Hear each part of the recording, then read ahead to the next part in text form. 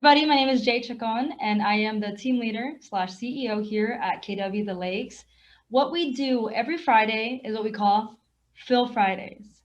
Who is Phil? Phil Williams is our amazing, incredible broker of record here who is constantly helping us, the staff, and the agents grow and learn more about the community and what's going on in real estate. I'm going to let Phil take it away and introduce himself a bit. So, who are you, Phil? Thank you, Jay.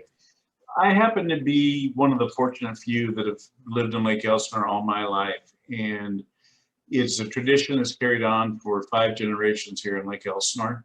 My family was part of the original founders of the valley itself. We have street names after various family members. Those of you who are local might know or heard of Strickland Avenue. It's out there where the Gunderson Ponds are. It's on the way to the Outlet Mall, Home Depot, and such on Highway 74. All of that area used to be the area that our cattle would graze back in the days when they had free range cattle grazing. Our particular brand was Diamond S, for those of you that are still cowboys and look that kind of stuff up. Brands were something like serial numbers for cars or license plates, and ours happened to be the Diamond S. All through the years of my life growing up, I've always been involved in real estate. I started off probably at the age of 10, technically, working in the real estate field. And you go, well, how would you do that? Well, I was given a set of work clothes and a paintbrush. And back in the day, we used to have 4x4 signs on all of the vacant land that was being sold here in the valley. My father actually had, at one point, I believe there was something like 16 real estate offices in Lake Elsinore, and 13 of those back in the day were under his brokerage. We didn't have Century 21 and Red Carpet and Herbert Hawkins, all that like we used to. After a period of years, those big corporations showed up. Century 21, my father brought it to town. He ended up with 5 franchised offices, and he also kept those independents because people weren't real fond of using big brokerages, big names like we are in today's world. So there was one point when if you wanted to buy a piece of property in Lake Elsinore, you couldn't do it without dealing with one of my father's companies. That's how big and how strong our family's been in real estate for years. You will find many of the subdivisions over in the Lakeland Village area. A lot of those were done by my father's mother, the Carol C. Williams Family Trust. Did Vista del Lago, all the stuff up on Adelpha, Encino, all of those streets over there in the mountainside were done by my family. So as you can tell, it's in my blood, it's in my life. I love it. My kids and wife have gone on and done different careers, but my sister's been in real estate and I've been in real estate since we could get, as soon as we were able to get our licenses, basically at 18, 19 years old. So when it comes to Lake Elsinore, part of my passion is the history of Elsinore, mainly because our family's been involved in the area for so long. A lot of folks ask me if I'm going to retire or move out, and I've traveled a lot in my life all throughout the United States, and I've yet to find a valley that I find is more beautiful than what Lake Elsinore is. You look behind me, this is the picture that I have. That's the view from my front yard. I was fortunate enough to buy a lot through one of the savings and loans when they went belly up. And I bought this lot and built my own home on it. And it's just a beautiful place to live. It's a beautiful place to wake up. We can watch the fireworks from our house. We're anticipating doing that this year. So it's a blast. I love the community. One of the things I would probably say if I had a regret for my real estate career is the fact that I didn't join Keller Williams sooner. One of the agents that I was training when I was working for Century 21 came over here, she met Sophia and fell in love with her story and said, why would I work for any other company? And my feelings were hurt a little bit. So I talked to Roxy and she goes, hey, come look at my new office. You just got to see what it is. So I came over here, bumped into Sophia, bumped into Steve Ryder, who happens to be the man with the number 2 agents or number 2 real estate team in all of Keller Williams. And that's out of over 180,000 agents. So that tells you the level of people that are here at this particular office. They found Lake Elsinore, they made it their home, and it's just something that I can't express my gratitude enough for them allowing me to come work with them. And again, Keller Williams itself is a top-notch company, profit sharing. training. You could go to training every single day for probably 3 years and not sell one piece of real estate because they've got some form of training that you need to know. Uh, I always thought that, being in the industry as long as I did, I knew pretty much everything there was about real estate. And while I may have known about it, I didn't know how to do it. And when you come to Keller Williams, they will teach you about it and they will teach you how to do it and they will teach you how to do it well. I have not had more successful years my entire real estate career than when I've been with Keller Williams. Wow. I think that I'll retire here at Century Farming at Keller Williams. It's the home. It's the new place to be. They're young, they're exciting, they're aggressive. All the things that you want in a real estate career, you can find it here at Keller Williams. So that's me in a nutshell. I was lost. I found a new home, and I don't plan on moving. Awesome. Phil, you're also a local politician here at Lake Elsinore, right? Can you tell us a little bit about that? Well, that is true. So one of the things I like about the KW brand is they always tell you to give back to your community. And for me, that was something that was bred into me from a young kid. So I started my political career technically, if you really want to get into it, when I was president of my sixth grade class. And then we went into, and I was just voted in the class, everybody raised their hands, Phil could be the president. So then through junior high and through high school, I continued my, they call it ASB, Associated Student Body. I continued my quest to be a leader. And it's just something that I feel quite strong about. I think everyone should be a leader, whether it's just with your family, whether it's a baseball team, wherever it is, you need to step up and contribute your skills. So after that, I decided that I would go into real estate and construction, and I ran into some problems with sewer line, and I had to go to my first public meeting and speak on what the need was for a public sewer in our area. There were $5 million worth of bonds that were voted. Everybody loved the idea that a local guy could show up, who was a contractor, and express the need to have a regional sewer system put in the valley. So they asked me if I would join and become a political candidate. And so 24 years ago, I think now, I ran for Elsinore Valley Municipal Water District, and I've been reelected ever since. It's a commitment to the community. It's a commitment to everybody that comes in our valley. I take the job extremely seriously. I mean, if you think about water and you think about wastewater or sewer service, those are the two main functions that every human body needs to do. You need to be able to drink, and you need to be able to get rid of waste. And you need to, from the waste standpoint, you have to do it in a very precise manner. There's a lot of rules and regulations to treating water. When it came down to helping negotiate the ability to put reclaimed water in Lake Elsinore, I was the one that they had chosen to lead that task force. And we became the first full body, full contact lake in all of California that was allowed to put reclaimed water in the lake. Over the years, since we've started that program, we've put in 38 feet of water in elevation. So if you look at the lake behind my shoulder there, that lake would be dry had we not put in the reclaimed water. We received all sorts of records and acclamations from the state, all the elected officials out there, because it's very difficult to manage a 3,000 acre lake. That lake behind us evaporates 4.5 feet a year. And as you know, the past 15 years, we've been in a continuous drought. And had we not put the reclaimed water in and worked on that some 20 years ago, the lake would be dry today. Something I'm very proud of, and I couldn't have done it without the organization of Elsinore Valley Municipal Water District and all the friends that we've met through the federal government and state government. So very proud of the fact that our lake is still full. People can come and visit it. Property values are up. The fish have a place to live. The birds have a place to come play. Very exciting. Very happy with what we've done. Awesome. And everybody loves Phil. He's our go-to here at the office for agents, for obviously people out in town. He's very well known, which is why I'm doing this segment called Phil Fridays, where we talk about real estate topics and just topics in general that affect the real estate market. And I just wanted to introduce him to you guys because we usually do this on our private page, but why not share the wealth of knowledge, right? We're learning to earn. You got to learn to earn in this business.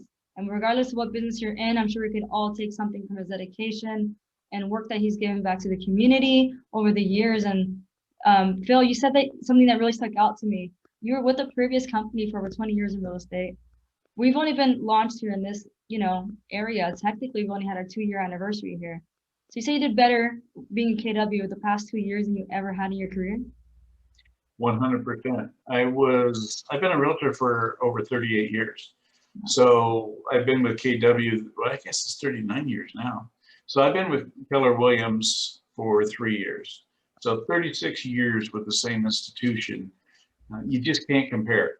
And I don't usually use people's businesses as a reference as a stepping stone. This particular stepping stone was big for me and it was long. And I'm the kind of individual where I'm very home-based. I'm very dedicated to the people that taught me real estate and allowed me to earn a living. And to make a decision to move, it's kind of like when you're 18 years old, or in my case, I was 16 and a half, it's time for me to move out, right? Things aren't happy at home. I'm not happy at home, or whatever it was time for me to move out. It was for the betterment of everybody. So what I did, and my father had helped me, he said, here's a piece of dirt. It happened to be in the middle of a riverbed. He goes, go find yourself a mobile home. So I went out, bought a mobile home. And then I taught myself to do mobile home site preps and permanent foundations. Wow. And then I did such a good job at it. We had owned, my father had owned Countrywide Mobile Homes. We were #1 in the entire state of California for mobile home sales. If you guys know where the CVS and Chevron is down here by River Canyon, all of that land and that development was my father's at one point. And so that's where we used to sell our mobile homes out. So if I wanted to move and not pay rent, he says, here's your opportunity, figure out how to put the pieces together. I did it well enough that I had my own contracting license that I was able to do mobile home site reps, and that's how I got started. Wow, no wonder you're such an expert. So Phil, here at our brokerage, we're very blessed. He teaches a segment called All About Dirt. His first class was such a success that people are literally begging us to put some more on the calendar. It's again open to all agents of all brokerages, or if you're curious about building out a home yourself, you can come to one of those classes. We're gonna have Dirt 2.0 next month. I will come back and let you guys know exactly what date that's on. But thank you so much for sharing who you are, Phil. I can go on and on about you. I'm sure every single Friday I'll ask you some other facts that we have not mentioned today. But the biggest thing we want to announce is the fact that open houses have returned. For you realtors that are watching this currently right now, as you know, it's big for us, it's big for the communities because we can get involved and offer our sellers a lot more value and more, eyes on the home. So Phil's going to touch up on that right now. Yeah, before I carry on too far, I just like everyone to know that the wonderful job that Jay joined our team a few months ago, and I'm not sure the exact time, but she stepped in to fill a role that the office was having difficulty filling. And if you've met Jay, you sit down and talk with her. She's an inspiration herself. Her mother's also an inspiration. But Jay is the one that will tell you about how wonderful Keller Williams is. I mean, in reality, if she rolled up her sleeve, she probably has a KW tattoo on one of her arms. Well, I'm considering it. I have a limited space though, but I'm considering getting the KW logo on me. But yeah. Well, yeah, I have no doubt that you'll end up with one at some point. Again, Jay, you do a wonderful job. You filled some shoes and a hole in a void that we had in the company, and I just want to congratulate you on doing such a fine job. But for those of you who don't know, she is our team leader. She has been thrown to the sharks. And as Keller Williams has in their corporation, they have people that have been very experienced, and they all have metrics and goals that they have to meet. And Jay showed them how to do it, and she continues to show them. And these are people with years and years of experience. So we're very pleased and blessed to have you work with us. Thank you. Thank you so much, Phil. That means a lot to me. That means a lot. Yeah. I come in and I take your business and I help transform it, is what I do for the realtors that are watching this. A lot of you guys call the team leader role different things at different brokerages, but I'm essentially the CEO. I help agents build a life worth living. A lot of agents go from transaction to transaction, but you didn't get your real estate license just to sell one home. No one says, hey, I want to just sell one house a year. That's not why you go through the schooling or obtain your license. And my job is to help you see that vision and use the, literally, KW has the structure. That's what you need. The structures, the tools to get you there. Why reinvent the wheel, right? Yeah. So that's exactly what I do, and Phil's amazing at learning and adapting. He's actually one of our best tech-enabled agents. Don't let the white hair fool you. Well, that's true. I had a long story short, I had a construction accident where a wall fell on me back in the day when I was framing. And so 15 years later, workman's comp offered me an opportunity to learn a new vocation is what they call it. So I decided that I would take Microsoft Systems Engineering. And those of you that know me, I'm a geek. I'm a closet geek. I try not to let too many people know that I do that. I used to write payroll programs and stuff like that when I was in college. And back before they had these things called PCs or personal computers. And yeah, so that's what we had to do in order to get our college degree. So anyway, I will help folks at any time, any place. The Dirt 1 and Dirt 2 series, we may end up doing a Dirt 3.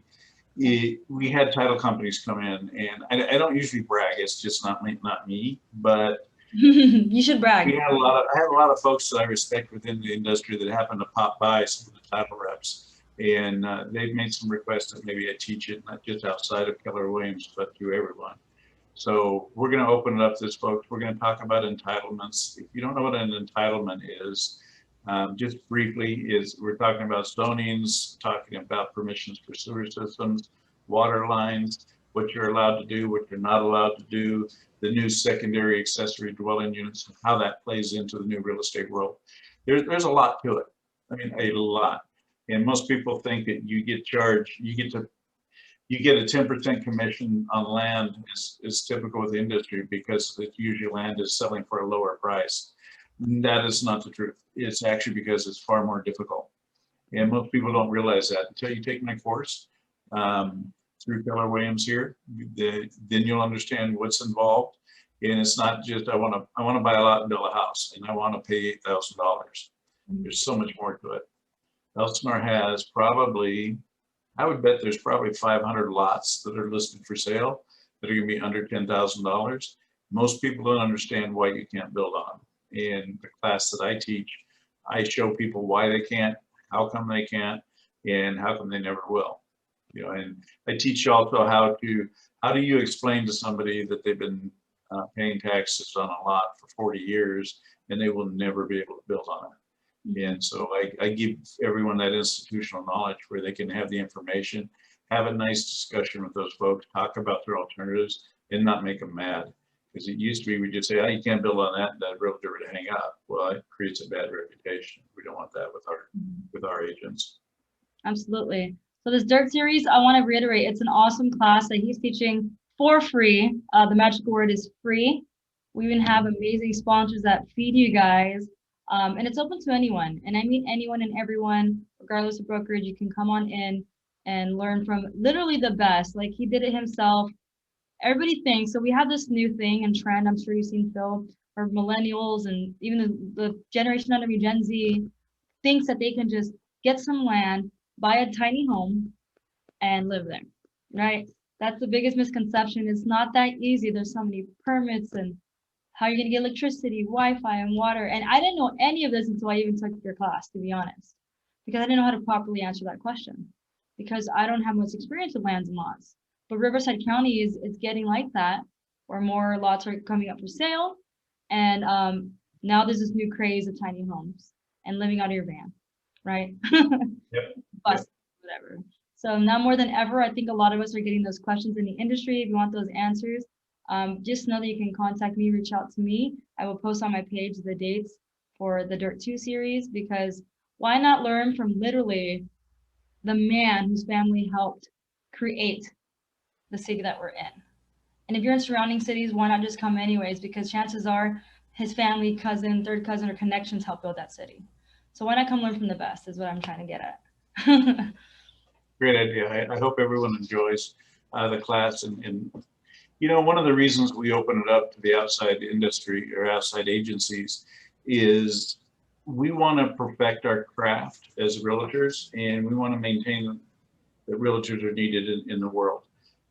Today, you got Zillow out there trying to steal your business. You've got Trulia, you've got Redfin. All these folks seem to think that you can use a computer to buy a piece of land. And the easiest way to get sued is to do something wrong from the very beginning. And when you sell somebody a piece of land, they need to be able to build on it. They need to be able to get a permit. They need to get water meters, all the stuff that goes into it. I don't want to give away too much for the class, but if you tell them something and all of a sudden they can't build the property, they're going to knock on your door. And you need to say, and we will teach you how to protect yourself, how to protect your brokerage, how to protect your client, and make sure they're not buying something that's going to be wasting their money on. Maybe they'd be better off waiting 5 years, or making a deal where the landlord on the piece of land they're going to buy carries a note for a few years. We can teach you all that stuff, how to get yourself ready to build.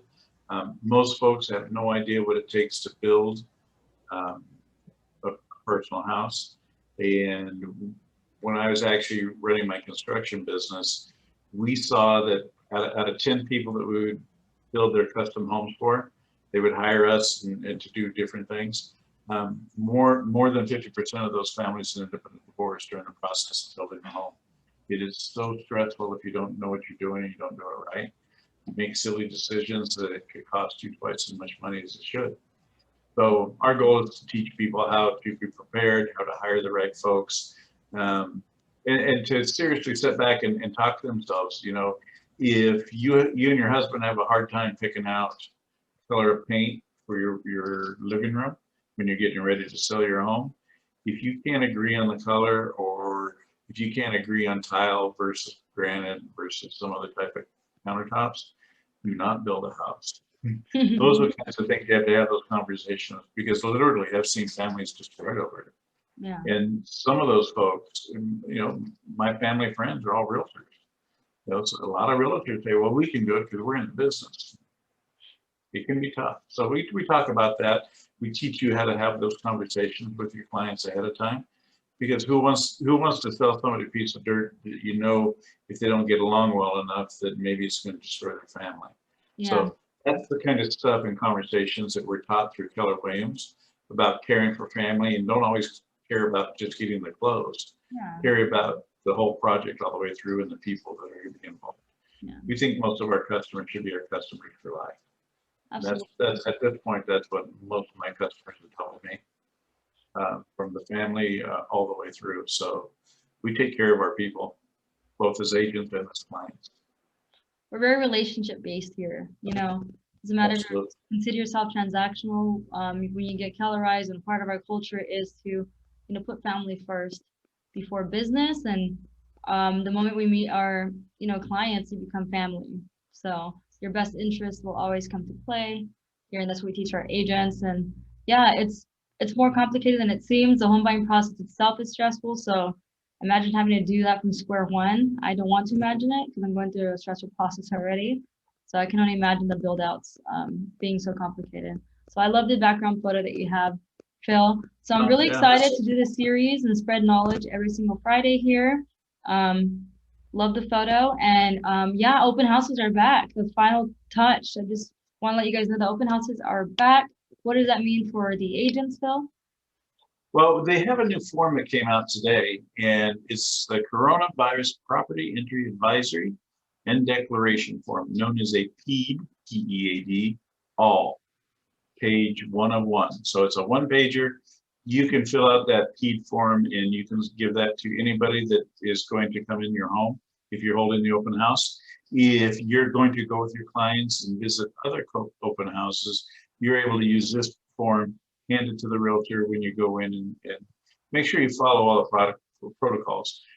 You know, It's recommended still by everyone that you go ahead and wear a mask, because we don't know if they're releasing the restrictions too soon or not, but why not err on the side of safety? Yeah. If you go in with your clients, make sure that they don't touch anything. They use hand sanitizer going in, hand sanitizer coming out.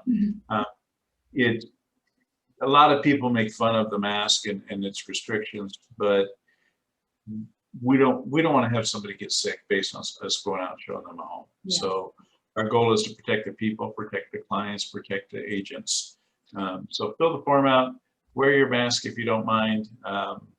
Still have a limited number of people go in the home at a time if you're holding an open house, but do collect one of these forms. It's still going to be required in our compliance program for listing and sales. And you know what a lot of folks fail to do is, when you use the P form, if these agents and these people aren't with a realtor, it gives you an opportunity to have them fill out the form because they won't know what it is.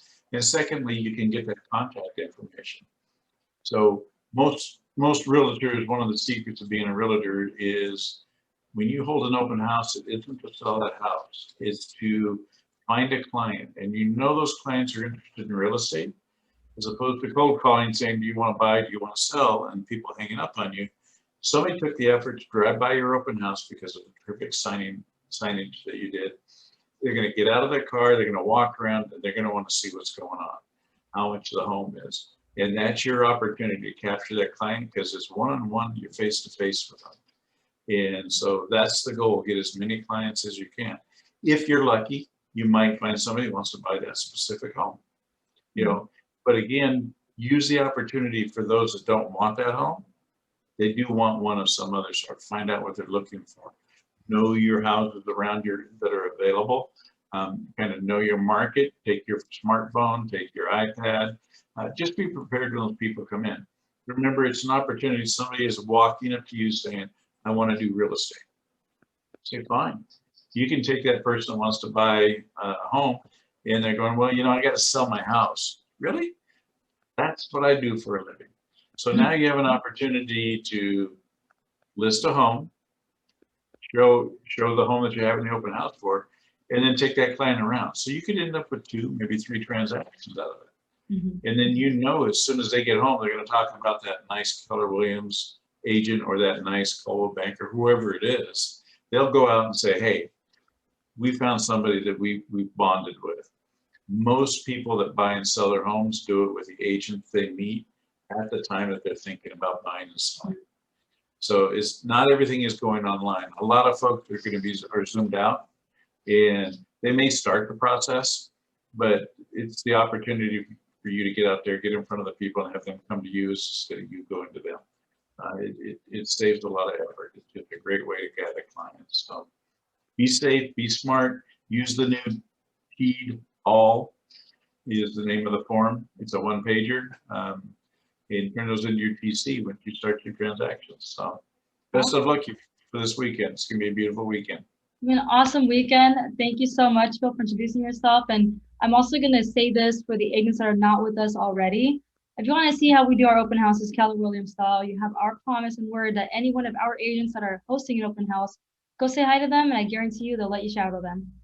That's just our culture here.